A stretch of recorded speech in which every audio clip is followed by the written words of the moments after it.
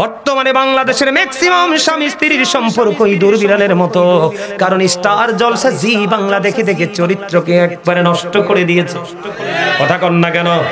ওই যে একটু আগে বলেছি, বন্ধু বেঈমানরা আপনার আমার শত্রু, তাদের কাছে গেলে বন্ধু, সামাজিক বন্ধু, নোংরামি ছাড়ার কিছুই খুঁজে পাবেন না। কটারে বাজে?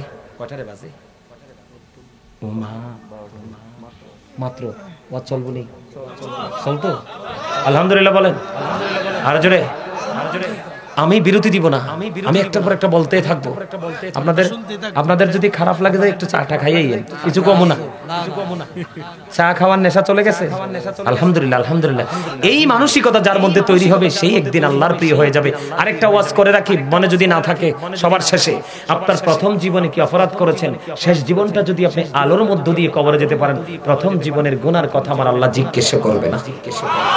এটা সবাই মনে রাখবেন, আমি বলে দিলাম আপনাদেরকে। আচ্ছা, কানে কানে কইছেন। এবার কি করলেন আপনার আমার প্রাণের নবী? আমার দিকে তাকান বন্ধু। ইঁদুর বিড়ালের মতো স্বামী স্ত্রীর সম্পর্ক একটু জেনে যান। বিবিকে নবীজি বলেছেন, বিবিরে আল্লাহ কোরআনে বলেছে, আশিরুহুন্না বিল মারুফ, তোমরা তোমাদের স্ত্রীদের সাথে সৎভাবে সুন্দরভাবে জীবন যাপন করো। এই আমার দিকে তাকান। বিবিকে বলেছে, বিবি তোমার স্বামী সারাদিন পরিশ্রম করে যখন ঘরে আসবে, তোমার চুলায় যদি দুধের পাতিলটাও বসানো থাকে, তারপরেও স্বামী ডাক দিলে তুমি দেরি করিও না, স্বামীর ডাকের সঙ্গে সঙ্গে চলে যাও। আপনারা মনে করতে পারেন বলে, হুজুর দুধের পাতিলের কথাটা কেন আসলো? কারণ আমরা যত খাবার খাই সব কোন রান্নার মধ্যে এত রিস্ক নাই, দুধ রান্নার মধ্যে এতটা রিস্ক। আপনারা জানেন কিনা জানি না। এই জন্য নবীজি হাদিস শরীফের মধ্যে এসেছে, আপনারা যা বললে আপনারা কি মনে করেন জানি না, আমি কিন্তু আমার মায়ের সাথে এমন কোনো কাজ নাই আমি করি নাই। মা যখন হাড়ি পাতিল মাজতো, মার কষ্ট হতো, আমি মাইজা দিতাম। মা যখন গোসল করতো, মাকে বলতাম কাপড়গুলো রেখে আসেন, আমি কেচে দিব। আমি এমন ছেলের বন্ধু, আমি এই জন্য বলছি, মায়ের সাথে দুধ রান্না করতে চাইেন, সবকিছু কি চুলায় একটু আটকায় রাখা যায় লাড়া টাড়া দিয়া, কিন্তু দুধের যখন জোয়ার আসে রে, এটার চুলার পাতিলের মধ্যে আটকায় রাখা যায় না। এই জন্য নবীজি হাদিস শরীফের মধ্যে দুধটাকে এনেছে। নবীজি বলেছে, তুমি মনে করো তোমার স্বামীর ডাকে সারা দিলে দুধ উতরে পড়ে যাবে, পাতিল খালি হয়ে যাবে, অসুবিধা নাই, তারপরে দুধ পড়ে যাক, স্বামীর ডাক দিলে তুমি দৌড়ে স্বামীর কাছে যাও। সুবহানাল্লাহ বলেন না। কারণ হলো, the wife's paradise under the feet of the husband, স্বামীর পায়ের নিচে স্ত্রীর জান্নাত।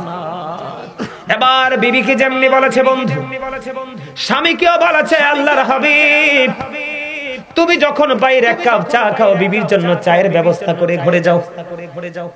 তুমি যখন একটা মিষ্টি খাও, বিবির জন্য মিষ্টির ব্যবস্থা করে ঘরে যাও। যেমনি বিবিকে বলেছে, তাগিদ দিয়েছে, তেমনি স্বামীকেও বলেছে, বন্ধু আপনারা দুজন দুজনের যদি পরিপূরক হতে পারেন, তাহলে আপনারা দুজন এই নিয়ামতের মধ্যে থাকতে পারবেন। আর যদি আপনারা একজন আরেকজনকে অধিকার দিতে না জানেন, উভয় বন্ধু জাহান্নামে যাবেন। তার এক্সাম্পল আমি বলি, যেমন ধরেন সারাদিন স্বামীটা পরিশ্রম করলো, এক্সাম্পল স্বরূপ বলছি, সারাদিন স্বামীটা পরিশ্রম করলো, গভীর রজনীতে বন্ধু বিছানায় চলে গেল, বিবিকে আদর করে স্বামী তার কাছে ডাকলো, কিন্তু দুষ্ট বিবি মুখটাকে অন্যদিকে ঘুরাইয়া স্বামীর ডাকে সাড়া দিল না, স্বামীর কাছে আসলো না, স্বামী কষ্ট পেল। আবার নবীজি বলেছেন, ওই সময় থেকে সকাল পর্যন্ত ওই নারীটার উপর লানতের ফেরেশতা লানত দিতে থাকে। জোরে জোরে কন্যা নাউজুবিল্লাহ, আর জোরে বলেন না নাউজুবিল্লাহ। বিষয়টা খেয়াল করছেন নি? এটা হলো বিবির জন্য পানিশমেন্ট। আর স্বামীর ক্ষেত্রে যদি আমি বলি, বর্তমানে আমাদের দেশে অনেক স্বামী আছে বিবিকে মোহরানা দেয় না, আছে না নাই? ইসলামী জীবন ব্যবস্থা কেমন করে করবেন না জানা থাকলে, নবীজি বলেছেন, তোমার সক্ষমতা আছে, তোমার এবিলিটি আছে, কিন্তু তুমি তোমার বিবিকে মোহরানা দিলা না। নবীজি বলেছে, না দিয়ে যদি কোনো কারণে তোমার মরণ হয় রে, আমার নবীজি বলে দিয়েছে, তোমার হাসর হবে ওই জিনাকারীদের সাথে। জোরে জোরে কন্যা নাউজুবিল্লাহ। এটা হাদিস শরীফ, এটা হাদিস শরীফ। আমাদের সমাজের মধ্যে বন্ধু অনেক স্বামী আছে একটা বউকে রেখে গোপনে আরেকটা বিয়ে করে, বিয়েটা করার পরে প্রথম বিবিকে আর ভালোবাসে না, আদর করে না। আমার নবীজি বলেছেন তুমি বিয়ে 4টা করো, সমস্যা নাই, পারলে 4টা করো, না পারলে 3টা করো, না পারলে 2টা করো, না পারলে 1টা করো। তুমি যদি 4টা বিয়ে করো তোমার সব জায়গা থেকে 4 জনকে সমান ভাগ করে দিতে হবে। আমার নবীর একজন বিবি একদিন প্রশ্ন করলেন, নবী গো আপনি কারে বেশি ভালোবাসেন? এবার আমার নবী বললেন, ভালোবাসার উত্তর নিতে চাও রে বিবি? এবার নবীজি বিবিকে একটা খেজুর দিলেন, দিয়ে বললেন তুমি এটা কারো কাছে বললো না। সুবহানাল্লাহ কন্না। এখন ওনাকে একটা দিছে, উনি তো মনে করছে নবী ওনারই বেশি ভালোবাসে। পরে আরেকজন বিবিকে বন্ধু আরেকটা খেজুর দিলেন, বিবি রে কারো কাছে বলিও না। এমনি করে করে 11 জন বিবিকে বন্ধু নবীজি খেজুর দিলেন। একজন বিচি ফালাইতে যায়, দেখে আরেকজন বিচি ফালায়। বোন বাবু তুমি কি ফালাইলা? কয় একজন আরেকজন আল্লাহর তো নবীর রহমত না, এটা যদি না ঘটে তাহলে আমরা প্রেম শিখবো কোত্থেকে? এবার একজন খেজুরের বিচি ফালায়, আরেকজন যাইয়া দেখে আরেকটা বিচি ফালায়। এবার খবর নিয়ে দেখে রে আমার নবী সকল বিবিকে সমান একটা একটা করে খেজুর দিয়েছে। জোরে জোরে কন্যা সুবহানাল্লাহ। আমার নবীর জীবন থেকে শিক্ষা নাও যুবক। তুমি একটা বিবিকে বয়কট করে আরেকটাকে তুমি যুবতীকে তুমি আপন করে নিলা, ওই বিবিকে তুমি সবকিছু ওতে সমান করে দিলা না। নবীজি বলেছে তুমি কলঙ্কিত স্বামী, অভিশপ্ত স্বামী। তোমার জন্য বরং বরাদ্দ কলঙ্কময় জাহান্নাম, যেটা অবর্ণনীয় কষ্টের জায়গা। শুধু এমনিতেই জাহান্নামে দিবেন, আগেই তো মুক্তাসার বর্ণনা দিয়েছি। নবীজি বলেছে তার অর্ধাংশ কি কুচু করে জাহান্নামে ঢুকাইবে।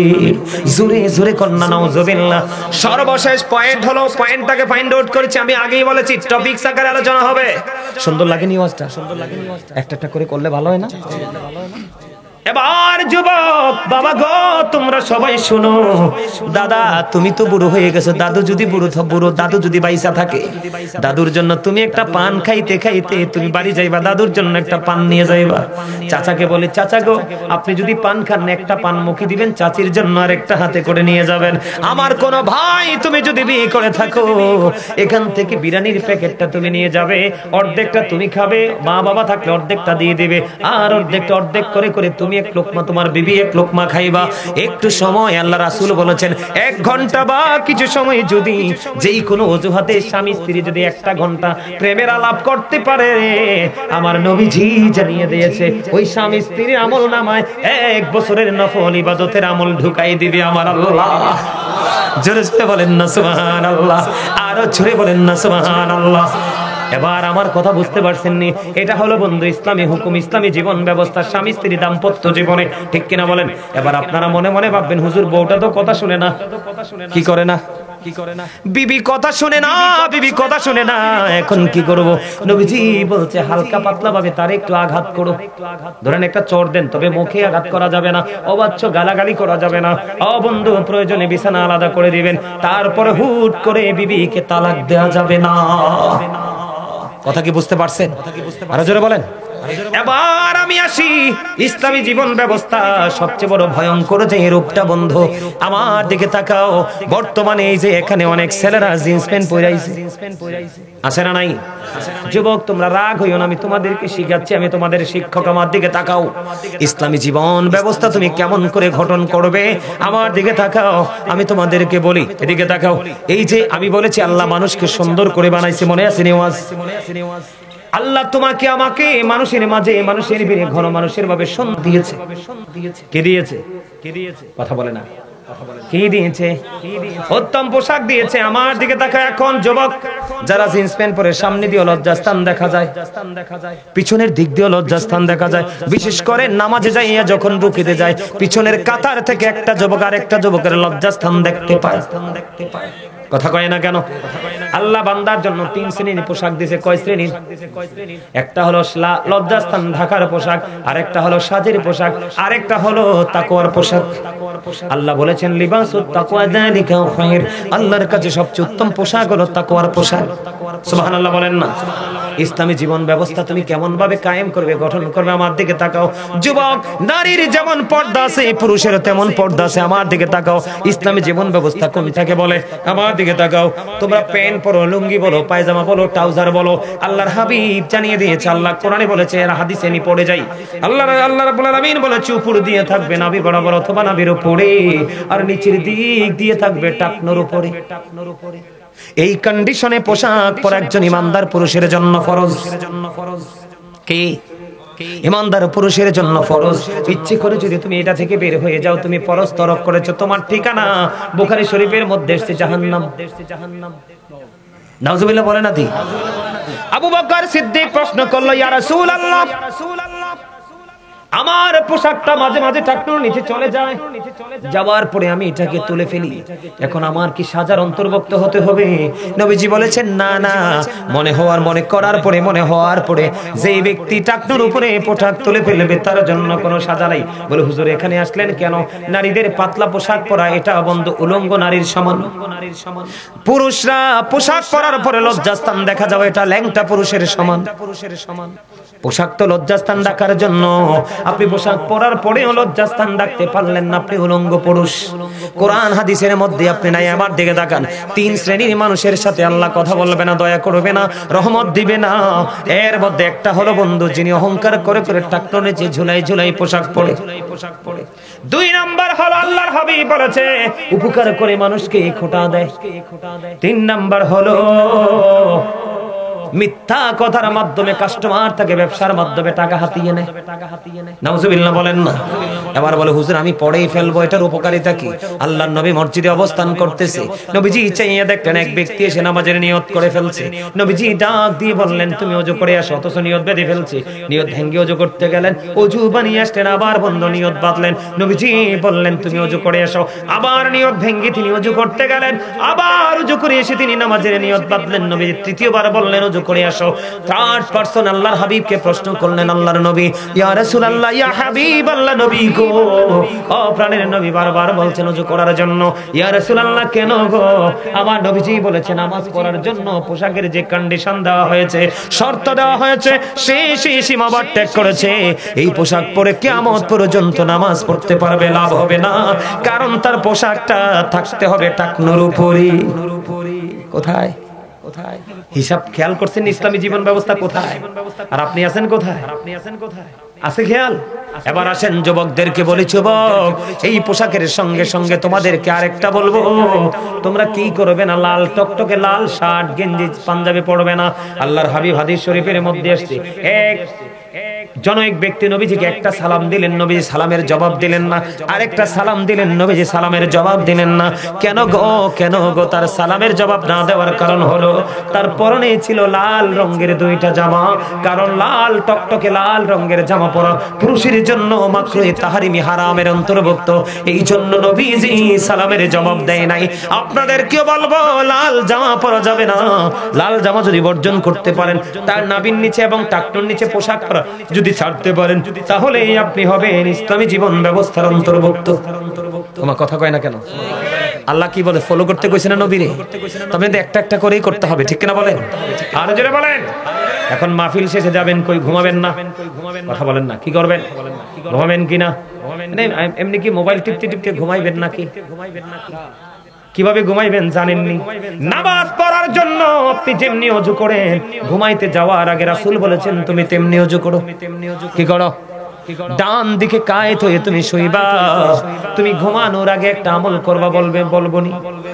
নবীজি বললেন 4000 দিনার সাদকা দিয়ে ঘুমাও, একটা কোরআন খতম পড়ে ঘুমাও, জান্নাতের মূল্য দিয়ে ঘুমাও, উভয়ের বিবাদ মিটিয়ে ঘুমাও। জোরে জোরে কোন সুবহানাল্লাহ। একটা হজ করে ঘুমাও। হযরতে আলী একটা ডাক দিয়ে বলল, নবী গো, এই কাজ কি আমাদের পক্ষে সম্ভব, পসিবল নেই? নবী বলে, আলী রে, 4 বার যদি সূরা ফাতিহা পড়ে ঘুমাতে পারো, 4000 দিনের সাদকার সওয়াব আমলনামায় এসে যাবে। আমার নবী বলেছেন 3 বার যদি সূরা ইখলাস পড়ে ঘুমাতে পারো একটা হজের সওয়াব তোমার আমলনামায় ঢুকে যাবে। 3 বার, মাত্র 3 বার যদি নবীকে ভালোবেসে মহব্বত করে দরুদ পড়তে পারো, আমার নবীজি বলেছে তোমার জান্নাতে যাবা যে ওই জান্নাতের মূল্যটা আদায় হয়ে যাবে। 10 বার যদি আস্তাগফিরুল্লাহ পড়ে ঘুমাইতে পারো, উভয়ের বিবাদ মিটাইবার সওয়াব তোমার আমলনামায় ঢুকে যাবে। 4 বার যদি কালেমা তামজিদ পড়ে ঘুমাও, একটা হজের সব তোমার আমলনামায় ঢুকে যাবে। তবে ঘুমানোর আগে একটা দোয়া পড়তে হবে, আল্লাহুম্মা বিসমিকা আমুতু ওয়া আহইয়া, ঠিক কিনা বলেন? আর ঘুম থেকে উঠে বলবে আলহামদুলিল্লাহিল্লাযী আহইয়ানা বা'দা মা আমাতানা ওয়া ইলাইহিন নুশুর। জোরে জোরে কোন আল্লাহু আকবার। এটা হলো ইসলামী জীবন ব্যবস্থা। এখন ঘুমাইতে আজকে এইভাবে ঘুমাইবেন নি? কথা বলে না মা, ওয়াজ করি কি জন্য? বিড়ি খেতে খেতে ঘুমাইবেন, মোবাইল দেখতে দেখতে ঘুমাইবেন, জর্দা দিয়ে পান খাইতে খেতে ঘুমাইবেন? কেমনে? নাভিটার উপরে লুঙ্গিটা পিনবেন। আমার দাদারা অনেক সময় লুঙ্গি পিঁধে বাইরে ভাই মনে হয় রাস্তা ঝাড়ু দিতেছে। কি দিতেছে? মনে হয় মেম্বার সাহেব রাস্তা ঝাড়ু দিচ্ছে। এবার আটটা সার্ভিস দিয়ে সব বালু লুঙ্গির লগে বাইক রান্নাঘরের দরজায়। খবর রাখেন, এটা হচ্ছে অভিশপ্ত পোশাক। কি করবেন? নাভির উপরে পড়বেন, উপর দিয়া নিচে দিয়া টাকনুর উপরে ওযু বানাইবেন। বলে হুজুর যেই শীত কেমনে ওযু করব? আল্লাহ রাসূল কইছে ওযু কইরাই দেখো না, ওযু করবা একদিক দিয়ে, গুনাহ জরব আরেক দিক দিয়ে। সুবহানাল্লাহ বলেন না? চোখে খারাপ জিনিস দেখেন না? নবী কয় যখন চোখের কোণায় পানি লাগা ঝইরা পড়বে, ওই পানির সঙ্গে সঙ্গে গুনাহ মাটিতে পড়ে যাবে। হাত দিয়ে কত অন্যায় করো, হাত যখন দুধ করব ওযুর পানি ঝরে ঝরে পড়বে, গুনাহ করে হাতের টি ঝরে পড়ে যাবে। আখিরি নবীর উম্মত আমরা রে, আমাদের সময় খুবই অল্প, তবে মান অনেক বেশি। নিজের মানটা নিজেই কমাইছি। কথা কয় না কেন? পা দিয়া কত নষ্ট জায়গায় হাইটা গেছেন। নবীজি বলে ওযু করো, ওযু করো, গুনাহগুলি ঝরে যাবে। ওযুর পানির সাথে সাথে পায়ের গুনাহ ঝরে যাবে। তাহলে ওযু বেশি বেশি করবেন নি। ওমা, তবে ওযু থাকা অবস্থায় ওযু কইরেন না, এটা মাকরুহ। বুঝে আসছেনি কথাটি? এবার আসেন বন্ধু, আপনার আমার সমাজের মধ্যে এখন বর্তমানে ধনী মানুষ দ্বারা গরিবরা নির্যাতিত, বড় লোকের দ্বারা বড় লোক এমন ভাবে ঘর তোলে, গরিব রাস্তা দিয়ে বাড়িতে পারে না। আছে না নাই? ইসলামী জীবন ব্যবস্থা যদি চান, এখনকার মানুষ কথার আগে মায়ের দে মেম্বারশিপ কি দেয়?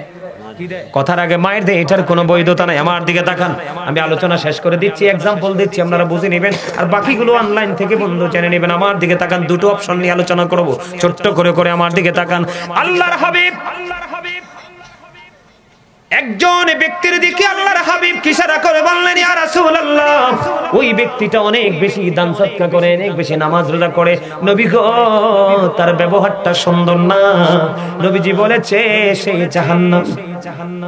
পাক্কা নামাজি এবং পাক্কা দানবীর, কিন্তু ব্যবহারে সুন্দর না। নবীজি বলেছেন সে জাহান্নামী। এবার আরেক মহিলার দিকে ইঙ্গিত করে বললেন, হাদিস শরীফের মধ্যে, ইয়া রাসূলুল্লাহ, ওই মহিলা এত দানও করতে পারে না, ওই মহিলা এত ইবাদতও করতে পারে না, কিন্তু তার ব্যবহার এত সুন্দর গো, তার ব্যবহার শুনলে মানুষের কলিজা ঠান্ডা হয়ে যায়। আমার নবীজি বললেন সেই জান্নাতি। তাহলে ব্যবহারের কোনো বিকল্প আছে না? মিষ্টি ব্যবহার করবেন, এটার নাম ইসলামী জীবন ব্যবস্থা। এবার আসেন বন্ধু, আপনি অনেক ধনী, আপনার লগের পাড়াপড়শি অনেক গরিব, আপনি বাড়ি বানাবেন, কি বানাবেন? ইসলাম কত সুন্দর দেখেন, এই জীবন ব্যবস্থাটা কত প্রেমময় মধুময়। আমার দিকে তাকান, আপনি ধরেন 5 তলা বাড়ি বানাবেন, আপনার সুখটা কিন্তু চিরস্থায়ী হবে, মিনিমাম 50 বছর।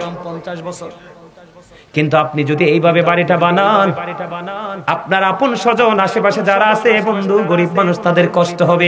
এই কষ্ট হবে, এই জন্য নবীজি বলেছে তুমি তোমার অবকাঠামো নির্মাণ করার আগে তোমার পাশে যে দুস্থ মানুষটা আছে তার সাথে একটু পরামর্শ করে নাও, আলাপ আলোচনা করে নাও, যেন বাড়ি বানানোর পরে তোমারও যেন অসুবিধা না হয়, ওই গরিব মানুষটারও অসুবিধা না হয়।